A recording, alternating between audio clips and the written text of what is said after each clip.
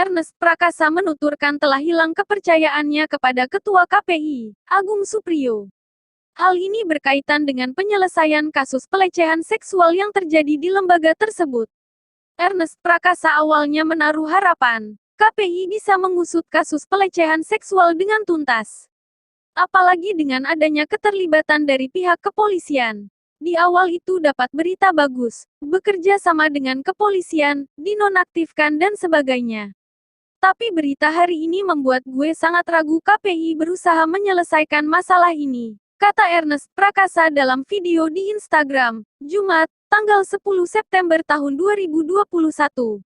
Keraguan Ernest Prakasa tersebut lantaran membaca berita yang menyebutkan tercetusnya surat damai dari pihak KPI dan merugikan si korban.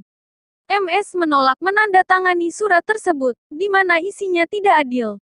MS harus mengakui perbuatan pelecehan seksual itu tidak pernah ada. Baca ini dada gue deg-degan.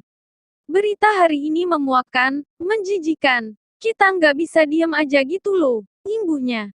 Ernest Prakasa tak mau lagi menggubris penjelasan Ketua KPI, Agung Supriyo yang hadir ke beberapa podcast.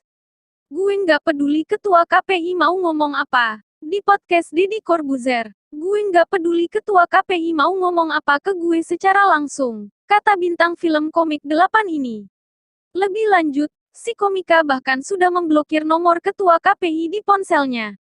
Semua itu dilakukan karena Ernest Prakasa tidak lagi percaya. Dia dapat nomor gue dan WhatsApp gue. Tapi sekarang sudah gue blokir.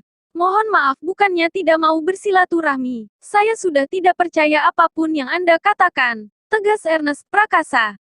Ernest Prakasa menyarankan, ketimbang membuat klarifikasi padanya, Ketua KPI bisa menghubungi korban pelecehan seksual tersebut. Jadi percuma, nggak usah komunikasi sama saya. Komunikasi sama korban saja.